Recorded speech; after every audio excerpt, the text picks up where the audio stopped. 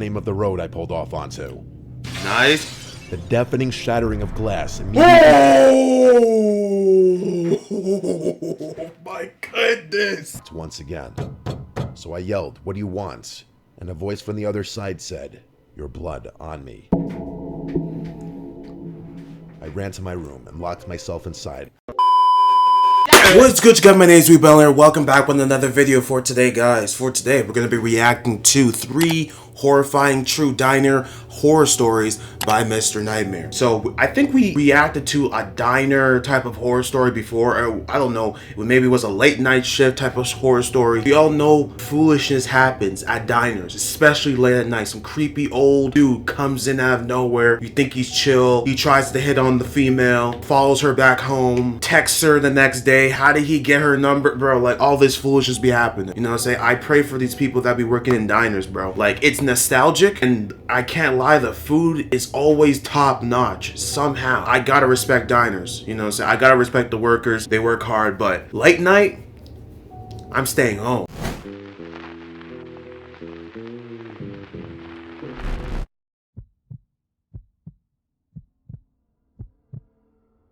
I live in the state of Washington, in the Pacific Northwest.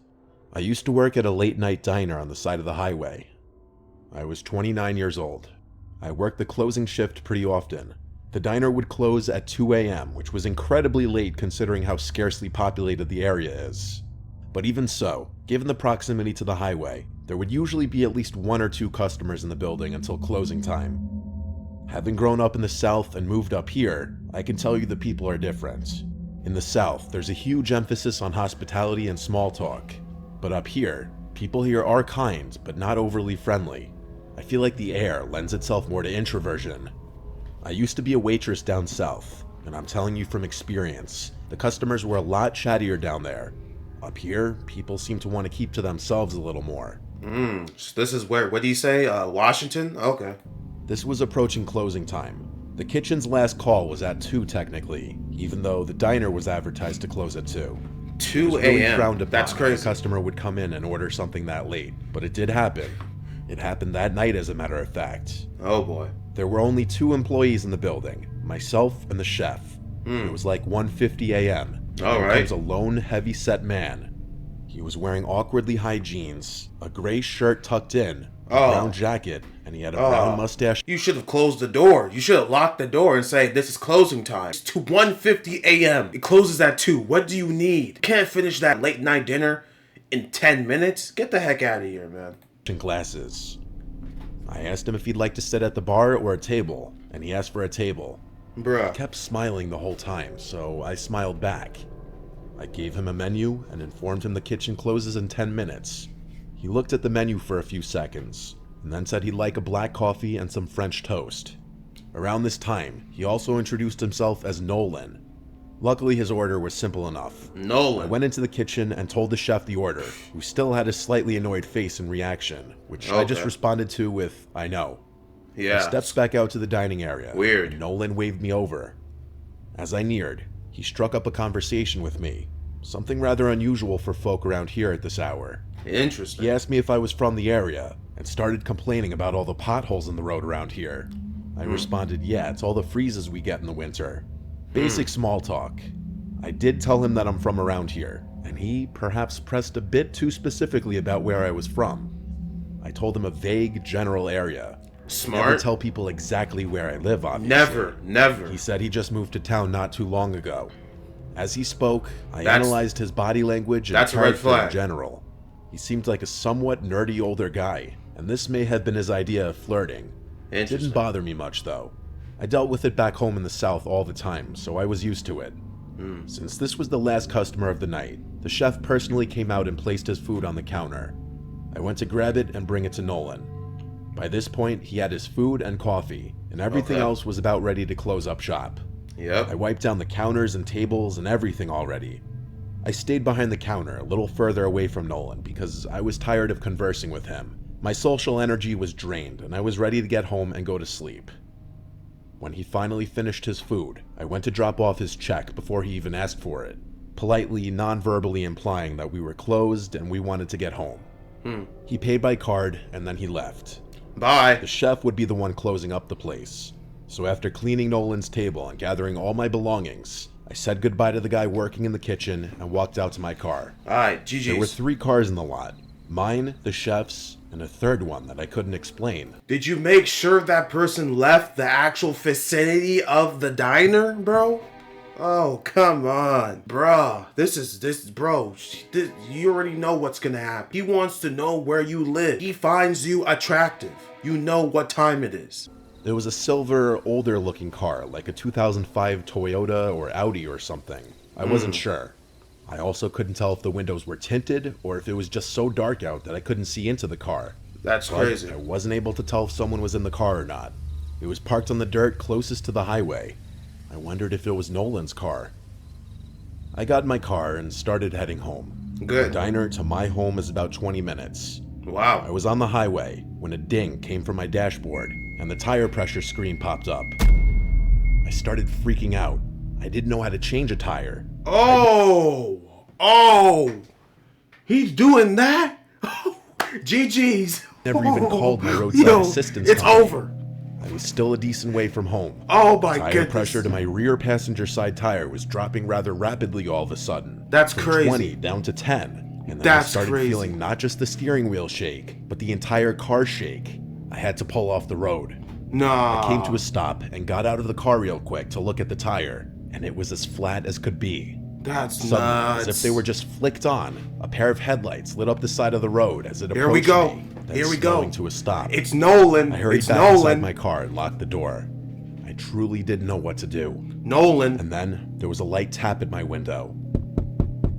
I looked up and saw Nolan, the man from the restaurant. GG's. He waved at me with a smile. He was wearing gloves now. For the sake of the story, I'll use a fake name for myself. Man's wearing gloves for what? Nolan said through the window, "Kathy, is that you? Are you okay?" He laughed, acting like it was such a coincidence. I felt a knot in my stomach suddenly. Yeah. I instantly knew he did this. Yep. I'm not a dumbass. Yep. He motioned for me to lower the window. I lowered it literally maybe 2 inches, just enough to speak through. He asked if I needed help. I told him I had a flat tire. He played dumb, asking me which one. I said the back passenger side. Wow. He started walking over to the other side, and at this moment, I dialed 911 on my phone. Good. I let the phone sit on my lap as Nolan walked back to my side. You He should stepped through try the to window drive, with his bro. creepy smile that he knows how Bro, to change. in this situation, it's so hard because what are you really supposed to do? You have a flat tire. He definitely slashed your tires. He's wearing gloves. He's fun to do whatever he wants with you and then throw you away like garbage, bro. This dude is sick in the head. I can already tell. So for him to do this, what are you supposed to do? I would even try to drive. I would try to drive. Even if it's dangerous, I'm more safe driving than being close to the vicinity of this fool named Nolan. That's a sus name in general, bro. You don't trust people with that name. Nolan, GG's, bye. A flat. He asked me to step out of the car, and I said I'm waiting for my boyfriend to come and help me change it.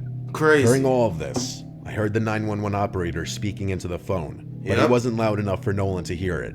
Oh, thank I God. tried to make it as clear as possible my situation to the operator without being too obvious for Nolan to catch on. I basically said, "I'm not sure how I got a flat, but I'm waiting for my boyfriend to come help me change it. Thanks for offering to help, sir." He stood there for a second with a much less friendly look on his face. Then he walked away from the window. I took this opportunity to speak very quietly into the phone that this man slashed my tire and he's trying to get me out of the car. That's crazy. The operator asked my location, and I quickly opened the map on my phone and told her the name of the road I pulled off onto. Nice. The deafening shattering of glass immediately. Oh my goodness. This is nuts, bro. He's like, I had enough. No more Mr. Nice Guy. I'm over here. Yo, Nolan said, I'm no longer gonna be giggling. Serious, I got my gloves on. Oh man, this is crazy, bro. To my left made me scream as shards of glass fell onto my lap. Wow. I screamed at the top of my lungs at the man. "I'm on the phone with the police. It's the police." As I showed him the phone screen, he looked at my screen and then reached inside the car. Wow. I screamed again at the top of my lungs as I was hysterically crying. He's not expecting him fazed. to try and grab me or choke me. He's not But fazed. Instead, He grabbed my phone and launched it in the direction of the highway. Oh! He then ran back to his car and sped off down the dark road. Oh, that's I heard the crazy. screeching of his tires as he made a sharp right turn and then disappeared. I wanted to go look for my phone, but with no flashlights in the car, I'd be running out there to look in the pitch dark. Yeah. The only light was from my car. I had no choice but to wait and pray that Nolan, or whatever his real name was, didn't come back. That's crazy. Very grateful that I was able to tell the 911 operator my location in time. I heard the unmistakable sound of police sirens in the distance, and I started to cry tears of joy when I realized they were getting closer. I got out of my car and started waving my arms in the air until I saw the flashing lights turn off the highway onto this random road. Pretty soon a second police car showed up, and then a third. During all this time, we found my phone, which was completely destroyed. I described the man to them along with his car and pointed the direction in which he went. Yeah. One of the police officers left in that direction, as they also put the word out on their radio. That's crazy. They were honestly the nicest cops I'd ever met in my life. They Wow. changed my... This is a rare W. The cops are actually doing their job.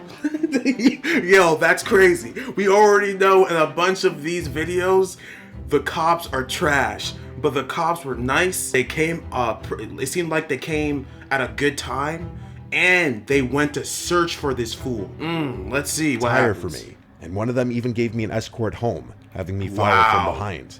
W. The main officer told me that they would investigate the video surveillance from the diner and keep me updated with any news. Alright. I got a call a week later from that officer, informing me that the investigation was still ongoing based on the surveillance footage. Wow. That was the last I'd heard of it.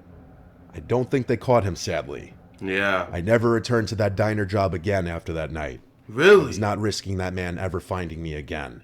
Wow. Hey, fair enough, man. That was probably one of the most, like, you can't really do much in that situation. She did what she was supposed to do.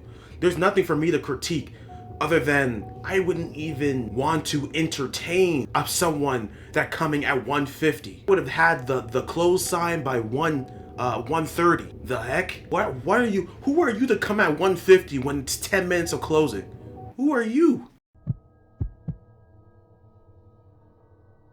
I'm a 15-year-old guy working at an amusement park in upstate New York. This only happened a year ago, and it still gives me chills thinking about it. It was a crisp October Sunday, one of the last few days the park would be open until it closed until May.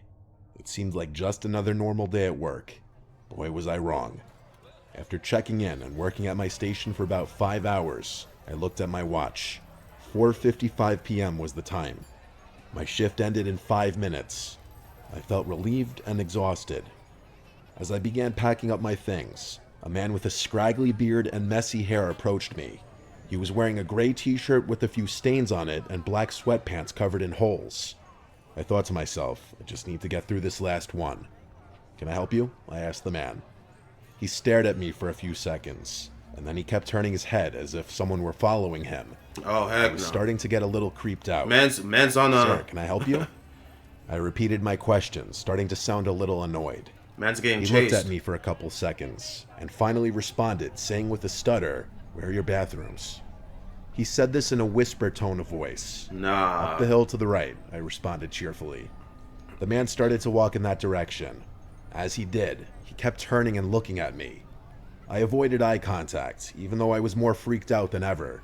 That's Next crazy. thing I knew, one of my coworkers came to take my spot. Thank I God. grabbed my things, practically sprinted through the park to the back room to punch out of my shift, and then to the bathroom. Oh. Changed out of my work clothes. Oh no. I wouldn't even go to the bathroom. Bro, didn't you just say that homeless person was at the bathroom? You think I'm gonna be going to the bathroom as well? No. I am literally staying in these dirty drawers, these dirty clothes, and I am going home. I'll change home, I'll take a shower. There's no reason for me to entertain this anymore. I am out of here. Shift is done. Oh, bro. GG's. And headed to the employee parking lot. I sat on a bench and waited for my coworker Jordan, who was 17, to pick me up. After waiting for what seemed like hours, Jordan finally picked me up. GG's. Before going home, we went to the local diner to eat some cheeseburgers for dinner. Oh, wow. Okay. While so eating in the diner, nothing happened at the washroom. Okay, The best. same man who I helped find the bathrooms at the park was at the diner, sitting What? a couple tables down, staring right at me. That's crazy. My heart skipped a beat. Whoa. I told Jordan about it, and he Whose just shrugged man's? it off. Probably just a coincidence, Ben. Whose Don't homeless worry. man is this? Yeah, I said, even though I was pretty concerned. After dinner, we got back in the car and started the 35-minute drive back home. At the first red light we came to, I saw something that made my heart skip another beat. There, sitting in his white Honda to the right of us, the man from the park and diner. Sure enough, he was staring back at me. Bruh. I told Jordan. Don't drive home. You better not be driving home. You better be trying to curve and do whatever type of way you need to go to get to the police station. The heck, you better not be driving back to my place, Jordan. Heck no. And he started to worry a little. After arriving to our street, we made sure to take a couple laps around the block to make sure that man wasn't following us. Bruh. Once it was clear, Jordan dropped me off at home. My mom and sister were out at the mall, and my dad was on a business trip, so I was home alone. Oh, GG's. After immediately jumping into bed, I heard a noise at my window. Here we go. I slowly got up and looked outside. Here we saw go. Something that will forever send chills down my spine. GG's, bro. Right there on my front lawn was the man, looking right at my window, smiling. I immediately... Get the heck out of here, bro. Why is your blinds wide the frick open, bro?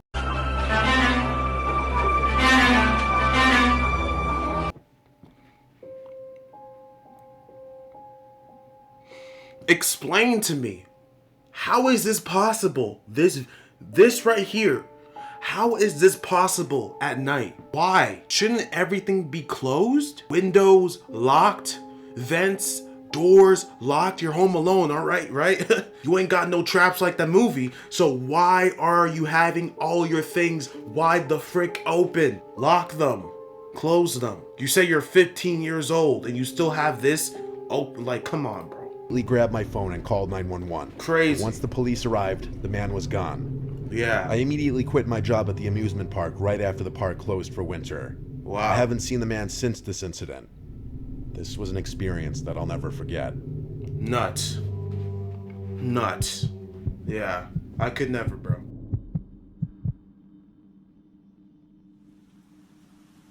I was working a late night shift at the diner I worked at for a year. It was a rainy night. In fact, it was pouring.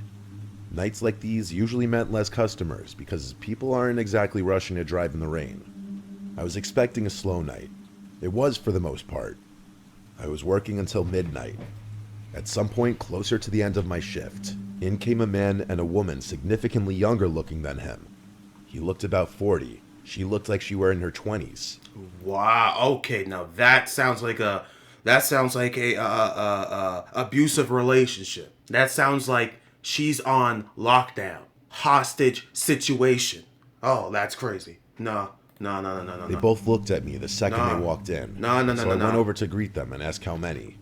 They said just 2, so I brought them to a table. They took a while to order, and I noticed they were talking really quietly to each other. Crazy. After they did order, the man started striking up a conversation with me. I'm a generally talkative person, which was why I've always thrived in the hospitality industry. So I started chatting their ears off since it was a slow night anyway. Yeah. Typical waitress-customer back and forth. Yeah. The girl oddly didn't say much. The man did most of the talking, so I started directing my questions more to him. I can't remember every last thing we said to each other, obviously, but one thing that stuck in my head was when the man asked me, "Do you live alone?" I did.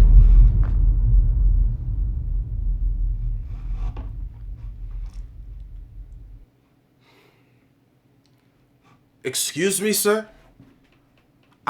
I was asking you what's your favorite meal. You're talking about do I live alone? Who are you? Do you live like what are Oh my gosh. Police! Help! Help! Police!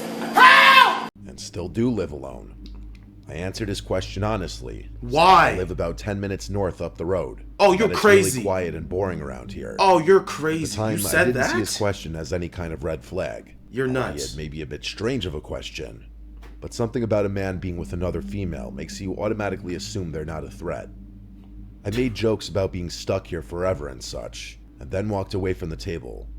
I'd say about 45 minutes later, they finished and left. Fast forward probably an hour later, and we were closing up the place. I said goodbye to my coworkers and rushed to my car to avoid getting more soaked than I needed to from the rain. It was still pouring outside. I drove home slow because of the conditions. The second I got home, I ran straight to the front door and let myself in. I didn't even notice that neither of the other tenants' cars were parked outside. My living situation was the middle floor of a home with 3 apartments in it.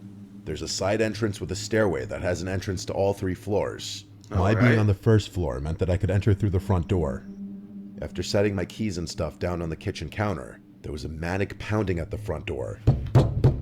Yeah, don't open it, bro. You know exactly who it is. Don't open the door, call the police, warn them, and say, you better get off this property or else I have a shotgun in my house. If you do not leave the premise, I will call the police. This is what you need to do. Make sure that your door, window, everything is locked. 1 a.m. I had no idea who it could be besides maybe one of the other tenants in the house. There's 2 doors, the glass storm door and the inner door. I always keep both locked for safety. Good. I opened the inner door and saw a girl on the other side of the storm door. She was drenched. She was wearing a gray sweater with the hood up, partially obscuring her face. What the heck? She begged me through the door to let her in so she could use a phone. Nah, I'm good, bro. Nah. Yeah. You could be a witch for all I care. Before doing that, I first had to feel her out, of course. I asked her if she's lost.